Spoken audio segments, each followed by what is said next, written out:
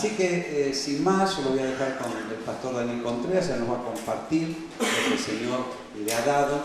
Si tú quieres, Dios te quiere sorprender estos días.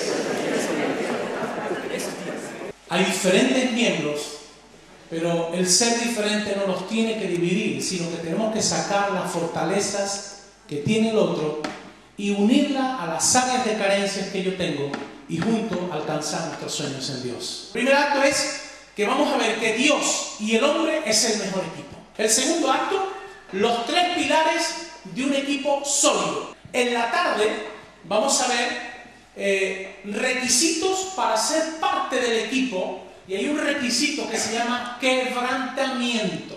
Y ya por último vamos a ver los requisitos que nos pueden sacar del equipo. En primer lugar, yo quiero decirte que tú tienes el ADN de Dios. ¿Alguien dice amén? Nos hizo con un propósito. Es decir, nosotros no estamos aquí para hacer bulto. En una palabra, Dios tenía una visión, Dios tenía un plan, Dios tenía un objetivo. Y Él anhelaba hacer algo precioso con el hombre. El problema que esa visión y ese sueño se convirtió en una pesadilla. ¿Por qué? Porque el hombre no quiso. Si tú deseas, el Espíritu Santo puede hacer algo en tu vida. Porque Él nunca pone techo ni límite. Es el hombre el que pone el techo y el límite. La palabra o el término firmes. La palabra de Dios dice que tu vida y mi vida tiene que ser una vida firme. Él quiere que entremos. Pero ¿qué sucede, hermano? Que para que tú puedas entrar en el plan y en el proyecto de Dios, lo primero que tienes que hacer es soñar de que es posible. Pero en primer lugar lo que hizo Abraham es soñar. Después lo que hizo Abraham fue creerle. Porque quiero decirte una cosa. Dios muchas veces nos da una palabra, bien a través de un siervo, bien a través de la escritura, bien a través de un sueño, bien a través de una profecía. Porque Dios puede hablar de muchas maneras. Soñó, le creyó, porque hay muchos que sueñan, que le creen, pero no hacen lo que Abraham hizo, obedeció. Tú puedes soñar lo que quieres, creer lo que quieras creer, que si tú no eres obediente, la bendición de Dios no viene sobre tu vida. La bendición viene en la obediencia. Dios, como justo que es, no puede bendecir a quien realmente no es obediente. La iglesia que Dios quiere levantar en este tiempo es una iglesia que sueñe, que cree y que le obedezca a Dios, que crea la visión de Dios. Ah, pastor, es que yo no tengo ministerio. Es que yo, ¿cómo que tú no tienes ministerio, compadre? Hay áreas visibles y no visibles de la iglesia, pero el que no se te vea no quiere decir que tú no hagas nada. Mira lo que dice la Biblia, que los hombres que alcanzaron grandes cosas según Hebreos es porque fueron hombres de fe. Hombres y mujeres que soñaron, hombres y mujeres que creyeron, hombres y mujeres que obedecieron. Dice que el pueblo que conoce a su Dios se esforzará y actuará. La única manera que un pueblo conoce el corazón de Dios es pasando tiempos de intimidad con Él. ¿Qué sucede? Que muchas veces decimos, Dios, muéstrame tus cosas grandes, lo que tú quieres hacer, bla, bla, bla. Y Dios me dice, no puedo. ¿Por qué? Porque aunque yo te conozco, tú no me conoces a mí. Estos días, lo que Dios quiere hacer en tu vida es circuncidar tu corazón para que tú entres en una intimidad más profunda con Dios. Porque la única manera que Dios revele sus secretos es cuando tú le conoces en amistad y en intimidad. Porque cuando tú conoces a Dios, Dios conoce tu necesidad y la suple. Que Dios quiere que tú tengas intimidad. Para tener intimidad con Dios hay que pasar tiempos de calidad con Dios. Las cosas que merecen la pena cuestan. La unidad del Espíritu cuesta. ¿Qué sucede si uno no abraza la visión de Dios? Todo aquello que no se obedece trae daños colaterales. ¿Pero por qué pasan esos daños colaterales?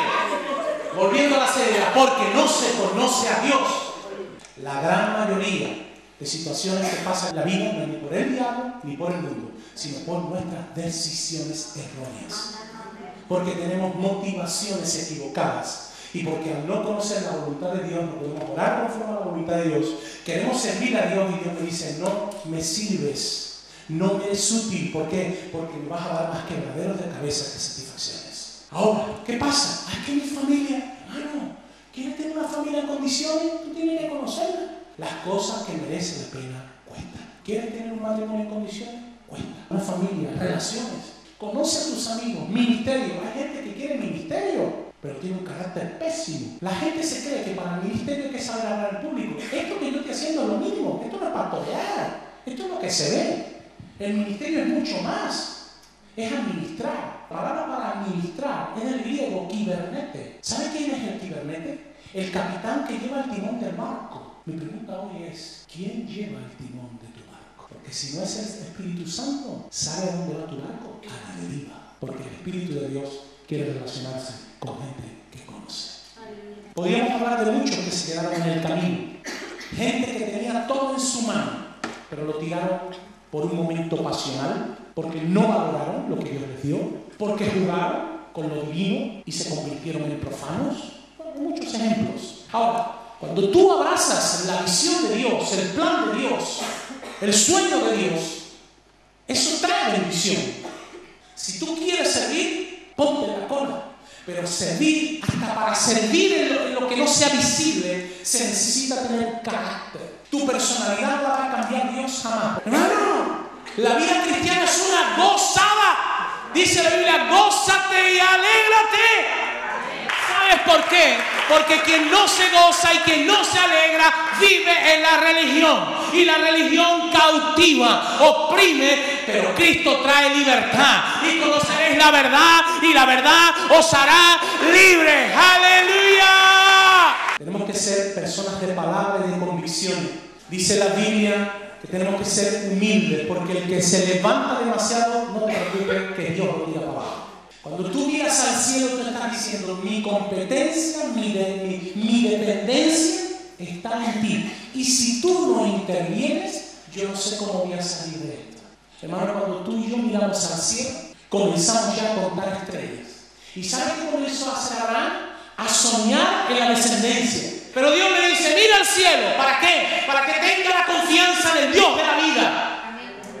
Y él comenzó a mirar el cielo, dijo, wow, cuántas estrellas. No lo sacó en una noche cualquiera, lo sacó en una noche estrellada. ¿Para qué? Para que él soñara, para que él creyera, para que él estuviera dispuesto a obedecer, porque llevaría un momento de su vida que sería un punto de inflexión, donde Dios probaría si verdaderamente lo que decía era realidad. Porque un día lo llevó al monte Moriah con el niño que le había regalado, porque le decía, Dios, tú eres lo más precioso para mí. Dios se callaba.